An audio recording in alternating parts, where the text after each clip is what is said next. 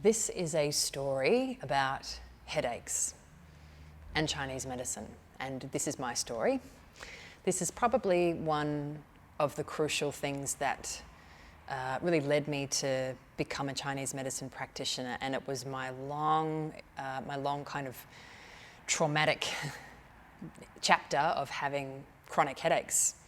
And headaches are really common, and in my experience of what I've been through, there are lots of practitioners out there that you would seek to get help with a headache, but predominantly, if you're seeking someone from the Western paradigm, it tends to be pain medication or physical body manipulations,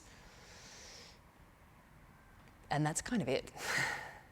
And my story began quite a number of years ago, where it actually started when I was traveling in Thailand.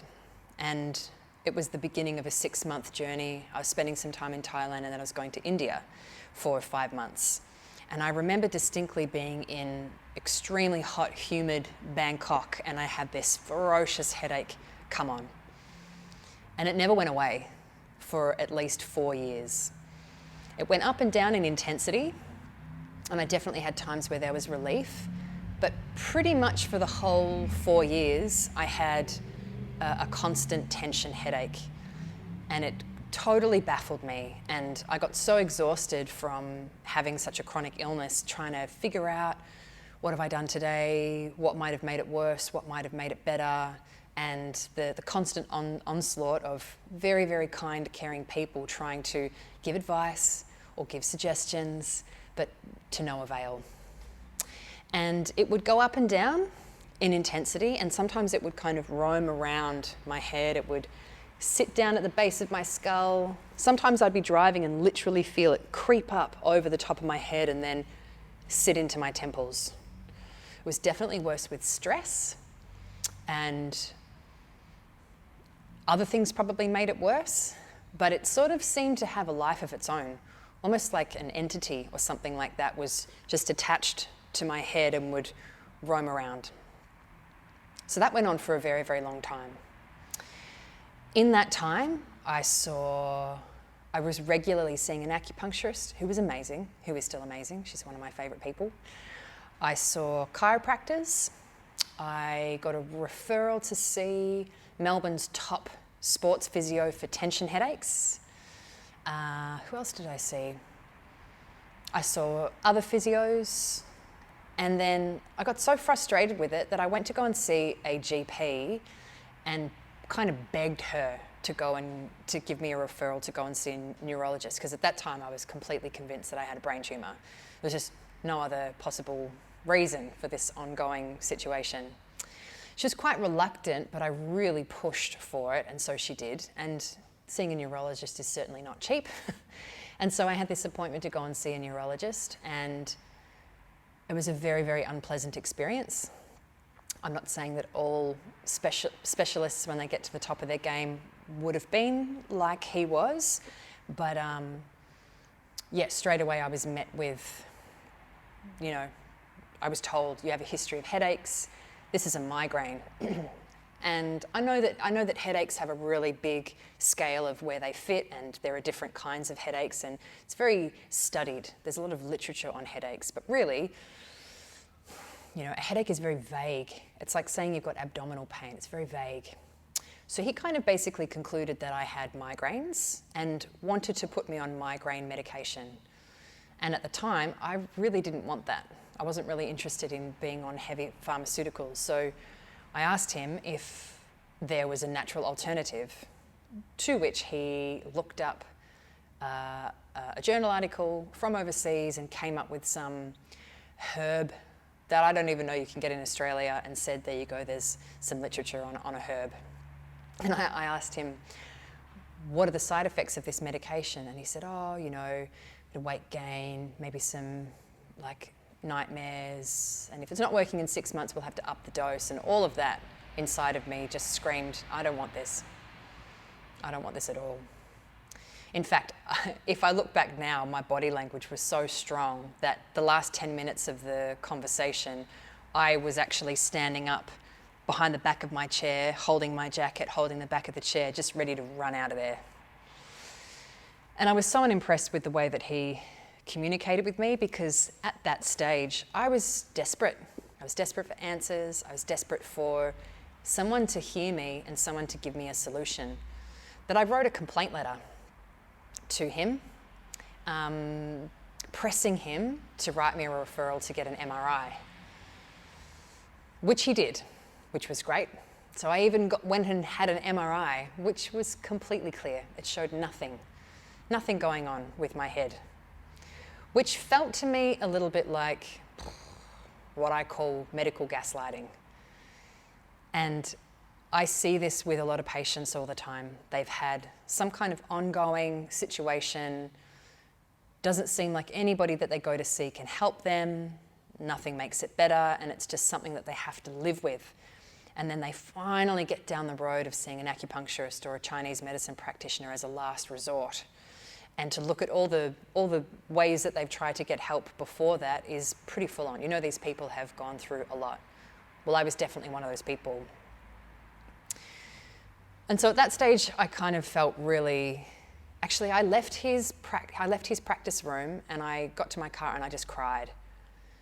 I felt so upset and so desperate for answers and so unsupported in his office that I just was very depressed. I was very sad.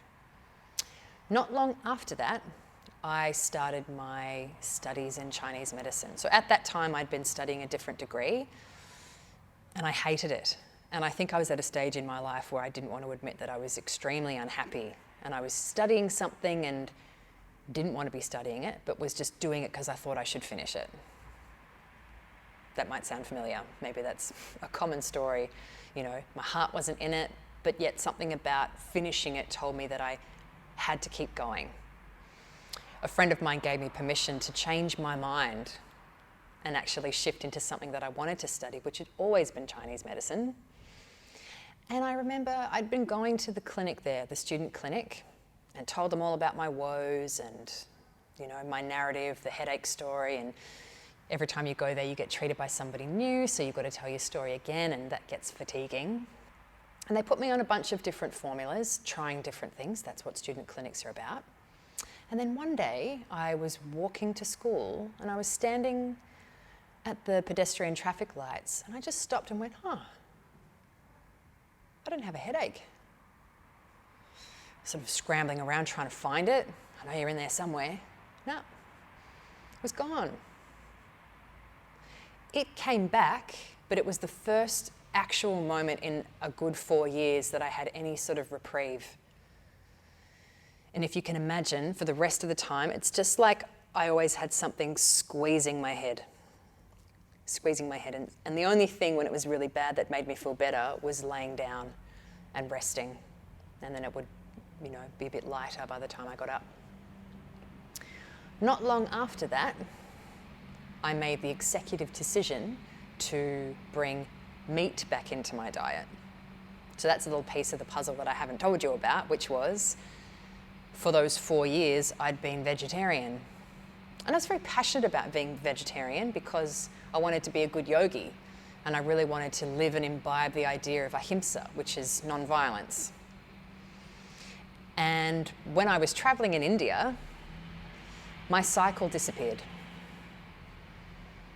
And I was hanging out with a lot of spiritual people at that time, and they just told me, oh no, it's just the Shakti at play, you know, it's a spiritual thing. And I was like, could be, but my menstrual cycles disappeared. So in actual fact, I had anemia and I had severe blood deficiency. I'll pop a link into the notes below if you want to check out my video on what is blood deficiency, something that Chinese medicine people talk about all the time. When I introduced meat back into my diet, the headaches changed significantly. And it took a little while to build up those stores again. And even now I have a very difficult time holding iron in my body because I was vegetarian for so long. And when was that? That would have been about another 4 years ago from today that I'd introduced meat back into my diet.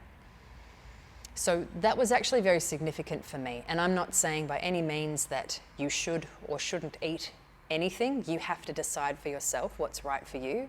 But for me, trying to be a good yogi and cutting meat out of my diet and actually withholding that amount of protein and iron building food from my diet, I think was actually a very big part of why I had these headaches in the first place.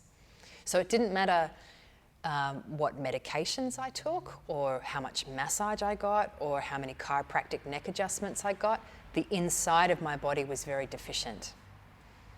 And that's a massive, massive thing to consider when there is illness in the body. It's not about always putting drugs in or manipulating the outside. It's about nourishing and building up the inside. Someone's state of yin, someone's state of blood, someone's state of qi. Because all of that ends up manifesting into something on the outside anyway. I still get the headaches, but they're rare, and I really notice it when they're bad. In fact, just this week I had a really bad headache day and was like, oh, it's like an old grumpy mate coming to visit me. And I thought to myself, oh my goodness, I don't know how I functioned for so long with this being my daily state. Because that was a really awful day, but that was constant all the time. And if you went to go and see a Chinese medicine practitioner and you said, I've got a headache, we could just open up a Dead Sea Scroll. Here are, 100 different ways that headaches might manifest, or 100 different patterns for somebody in which a headache might be the presenting sign and symptom. So they're not standardized, and each person, if you had 3 people here in front of me that all had a headache, they would all get a totally different treatment. They would get different acupuncture, they would get different herbs, they might get different advice. There might be different things going on in their emotional state. So it's not the same cookie cutter treatment as it might be if you were simply told to take migraine medication.